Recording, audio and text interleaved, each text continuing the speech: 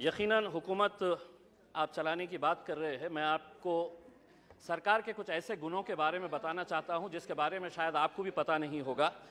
सरकार बहुत अच्छे तरीके से जादू का खेल भी खेलती है, और कैसा जादू का खेल खेलती है आंकड़ों समेत बताऊंगा।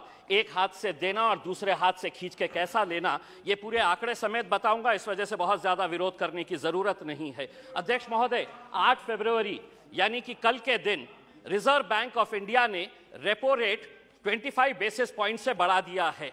पिछले 4 मई 2022 को 4.40 हमारा रेपो रेट था।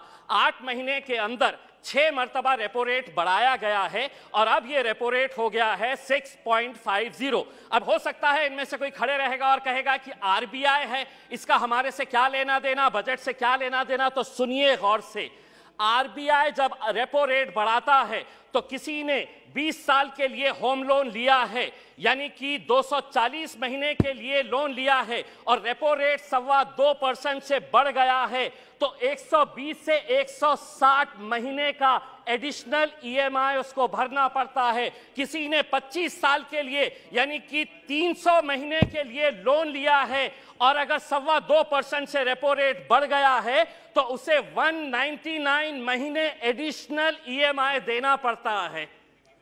आप कहेंगे कि हमारा इससे क्या लेना देना, यही तो जादू का खेल खेल रहे कि आपने इनकम टैक्स के अंदर रिबेट दिए, बहुत सारे लोगों को खुश किया और सैलरीड क्लास को कहा कि हम तुमको इनकम टैक्स में रिबेट दे रहे, लेकिन अब जिंदगी के साथ भी और जिंदगी के बाद भी तुम्हारा ईएमआई चलता रहेगा, तुम्हारा लोन चलता रहेगा करके ये एक संदेश सरकार ने दिया है।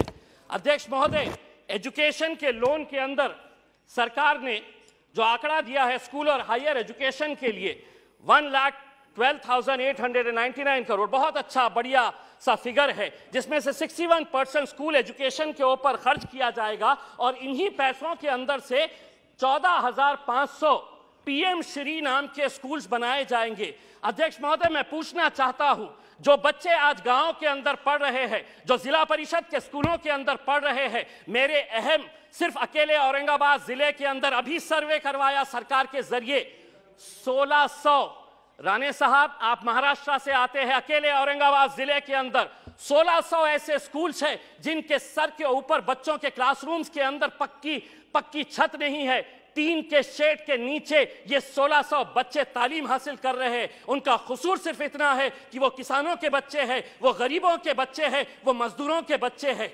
आप बनाइए नए स्कूल्स, लेकिन आपके पास 1 साल बचा हुआ है। यह अहद करिएगा, प्रधानमंत्री जी को कहिएगा कि पीएम श्री नहीं, उन पूरे स्कूल को हम पीएम महाश्री नाम देंगे अगर 1 साल के अंदर ये 1600 औरंगाबाद जिले के स्कूल्स को अगर आप बदलते हैं। तो हम भी कहेंगे, अगर 1 साल के बाद अगर ये कर पाते हैं तो इम्तियाज जलील यहां पर खड़े रहकर कहेगा, वाह मोदी जी वाह।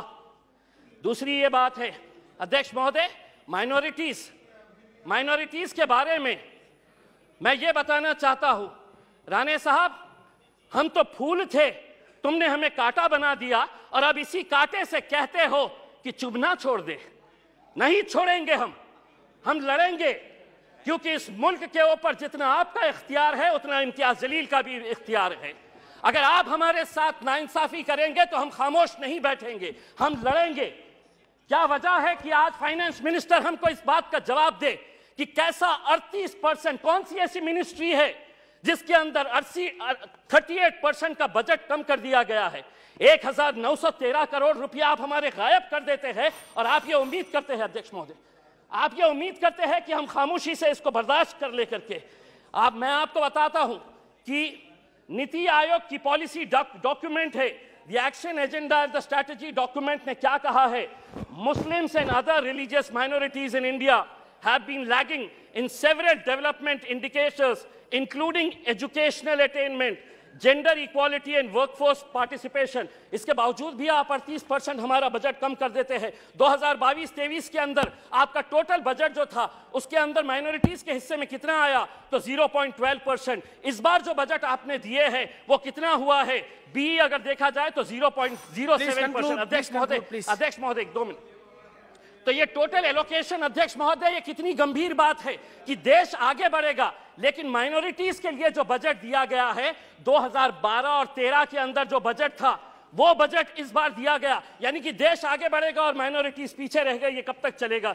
मेरी दूसरी बात ये है अध्यक्ष महोदय, आम आदमी को प्लीज फाइंड अप नाउ। अध्यक्ष महोदय सिर्फ एक minute, GDP, fiscal deficit, monetisation, RE, BE, इससे कोई लेना देना नहीं है। इस देश के अंदर वो सम्मान के साथ कैसा जी सकता है, उसकी फिक्र बस उसे यही रहती है। हम वित्त मंत्री से इस बजट के अंदर ये उम्मीद कर रहे थे कि वो ईपीएस 95 के बुजुर्ग पेंशनर्स के बारे में बोलेंगे, वो किसानों की आय कैसी बढ़ाई जाएगी इसके बारे में जिक्र करेंगे। पूरे देश के अंदर कॉन्ट्रैक्ट, अध्यक्ष महोदय एक सेकंड, अध्यक्ष महोदय, पूरे देश के अंदर कॉन्ट्रैक्ट वर्कर्स जो है उनके साथ कैसी नाइंसाफी हो रही। पार्लियामेंट के अंदर भी कॉन्ट्रैक्ट वर्कर्स लगाए जा रहे हैं, उनका पीएफ नहीं भरा जाता, उनका ईपीएफ नहीं भरा जाता, ईएसआईसी का पैसा नहीं भरा जाता है। मैं अध्यक्ष महोदय ये उम्मीद कर रहा था कि जाने से पहले इस देश को तंबाकू और शराब मुक्त करके जाएंगे। हम सराय होते आपको इसी बात के लिए अध्यक्ष महोदय। और हाँ, मैं जाते जाते सिर्फ इतना कहना चाहूंगा, मैं नाम लूंगा, मैं अडानी का नाम इसलिए लूंगा कि एलआईसी में मेरा भी पैसा है, एसबीआई का मैं भी कस्टमर हूं। प्रधानमंत्री हर एक के बारे में बात करेंगे, 140 करोड़ जनता मेरे पीछे कैसा है ये बताएंगे, लेकिन अडानी का नाम नहीं लेंगे। कहीं ऐसा ना हो जाए कि उस एक शख्स के चक्कर में 140 करोड़ जनता तुम्हारी हाथ से निकल जाए और आप लोग बस सड़क के ऊपर तालियां। श्रीमती रिटी पदक